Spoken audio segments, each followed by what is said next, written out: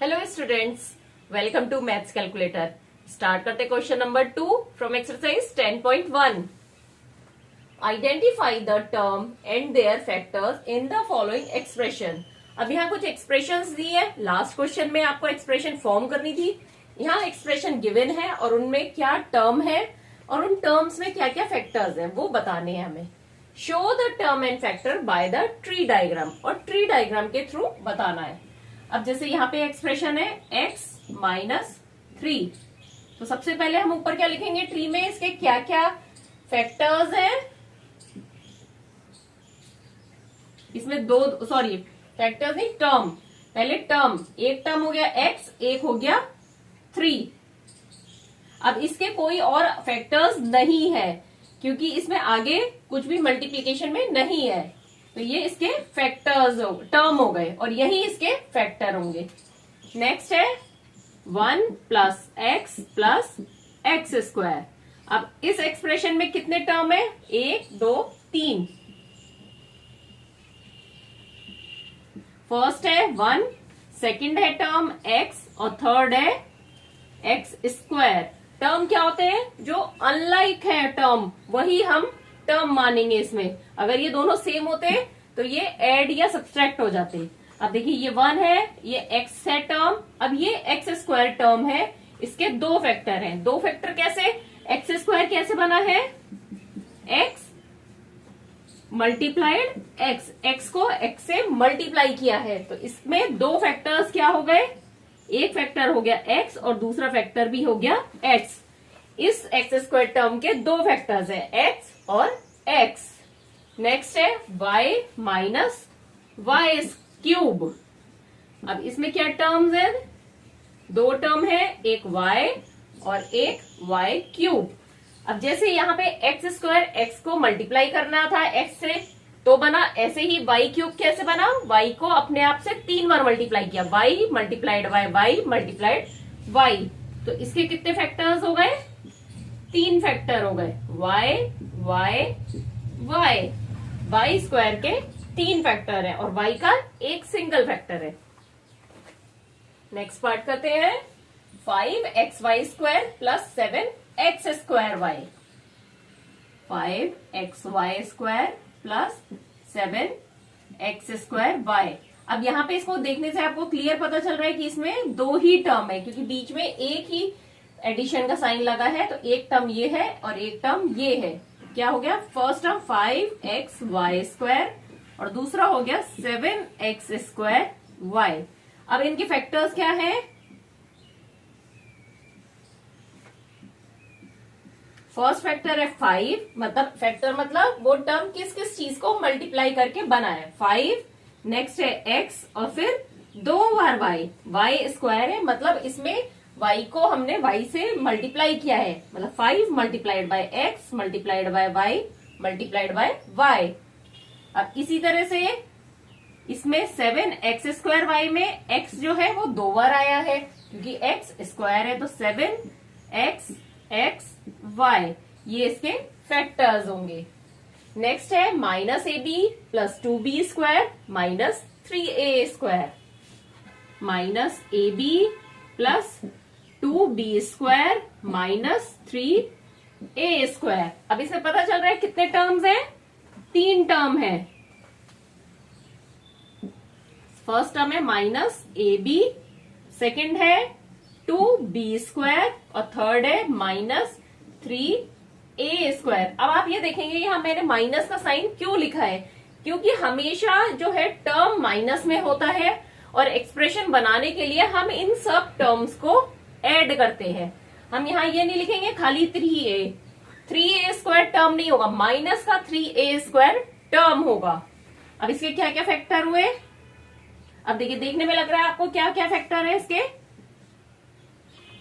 a और b, लेकिन minus का a b है, तो माइनस का a है, दैट मीन्स -1 से इसको हमने मल्टीप्लाई किया होगा, तो एक फैक्टर है -a, फिर a, फिर b, इन तीनों को मल्टीप्लाई करेंगे तो बनेगा माइनस का ab।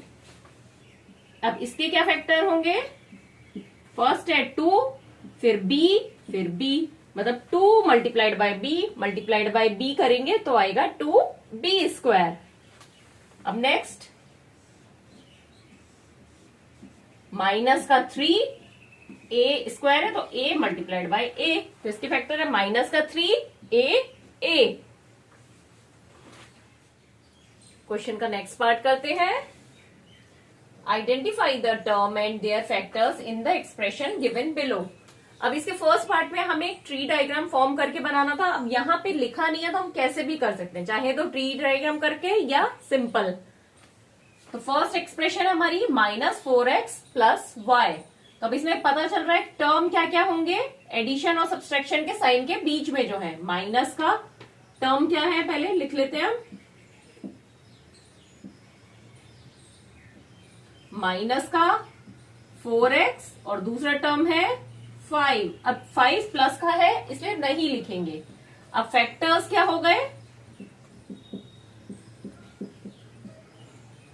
माइनस के 4x के क्या फैक्टर्स है, माइनस का 4 और x, और 5 का 5 ही फैक्टर होगा।